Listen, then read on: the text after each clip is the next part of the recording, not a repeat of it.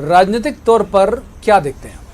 देखिए, मुझे लगता है कि राम मंदिर का फैसला कुछ भी हो, भारतीय जनता पार्टी इसमें विन विन सिचुएशन में आने वाली है। अगर पक्ष में फैसला आता है तो निश्चित तौर पर इसका सोल क्रेडिट राम मंदिर आंदोलन के साथ में आज की जो सरकार है, यानी सत्ताधीश जो हैं, चाहे प्रधानमंत्री नरेंद्र मोदी हों, चाहे अमित शाह हों, चाहे संघ का नेतृत्व, उसको मिलने वाला है। और अगर प्रतिकूल आता है और वो संसद में एक अध्यादेश लाके उस पर लागू कराते हैं तो भी नरेंद्र मोदी, आरएसएस और विश्व हिंदू परिषद और राम मंदिर आंदोलन को उसका लाभ मिलने वाला है। लेकिन ये लगभग तय है कि अभी मामला आगे बढ़ने वाला नहीं है। अदालतें भी अच्छी तरह से जानती हैं कि 260 साल से ज़्यादा तक समय से जो मामला लंबित है, 150 साल अदालतों में जो मामला पड़ा है, वो अनंत काल तक आप उसे लंबित नहीं कर सकते, क्योंकि ये लंबित सबसे पुराना मामला है। और जब इतना पुराना मामला है तो ये अदालतों की प्रक्रिया पर भी सवाल खड़ा करता है कि हुजूर क्या कारण है कि आप फैसले नहीं दे रहे हैं, तो अब आपको फैसला देना है। दूसरी एक रवायत भी है कि हर जो सर्वोच्च न्यायालय का मुख्य न्यायाधीश है अपने रिटायरमेंट होने के पहले कुछ महत्वपूर्ण फैसला जरूर देता है। पिछले 4-5 मुख्य न्यायाधीशों के रिटायरमेंट के पहले आप देख लीजिएगा, ये फैसले ऐसे आए हैं। तो मुझे लगता है कि कोई एक आकलन, अनुमान नहीं, एक फेयर, अगर मैं एक सामान्य दृष्टि से भी देखूं, एक ऐसी सधी हुई दृष्टि से भी देखूं, तो मुझे लगता है ये फैसला आने वाला है। ठीक है, इसमें एफ और बट की कोई गुंजाइश नहीं है।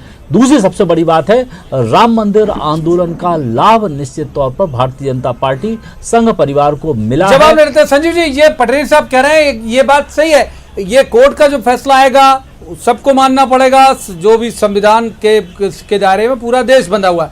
लेकिन आपको लगता है कि पॉलिटिकली ट्रेंड कर रहा होगा जो सियासी तौर पर राम मंदिर पे करता होगा राजनीतिक दलों को?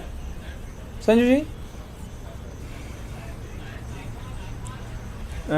देखिए, ये बात भारतीय जनता पार्टी शुरू से ही कहती आई है राम मंदिर के बारे में कि राम मंदिर वहाँ बनना चाहिए। और अगर राम मंदिर का फैसला उसके पक्ष में आता है तो फिर निश्चित तौर पर पॉलिटिकली, जो जैसा कि पटेरिया जी बता रहे थे, भारतीय जनता पार्टी को तो फ़ायदा होने वाला है। और बात ये फ़ायदे की भी नहीं है, मैंने कहा कि ये एक दृढ़ इच्छा शक्ति की भी बात है। आज भारतीय जनता पार्टी अगर सत्ता में है और वो ऐसे कई मामले जो वर्षों से सुलझे नहीं हैं वो सुलझा रही है, तो ये निश्चित तौर पर उनकी अच्छी बात है और एक देश को नई दिशा की तरफ ले जाने का प्रयास कर रही है। तो निश्चित तौर पर चूंकि वो इस मामले को बहुत लंबे समय से लड़ रहे हैं, तो जो भी फायदा होगा तो भारतीय जनता पार्टी को होगा। और पटेरिया जी ने कहा कि वो तो विन विन पोजीशन में हैं और इसमें ये बात मानने में मैं कोई संकोच नहीं है कि ये इसका पूरा फायदा भारतीय जनता पार्टी को होगा, ये पॉलिटिकली तय है। ठीक है, माफ कीजिए, हम जाना चाह रहे थे आलोक संजर साहब के पास, लेकिन वक्त हमको इतनी चर्चा की इजाजत देता है तो ये बात तय है कि ये चूंकि माननीय सर्वोच्च न्यायालय का फैसला है, फैसला आएगा जो आएगा, तो जाहिर सी बात है उस पर कोई सवाल नहीं है।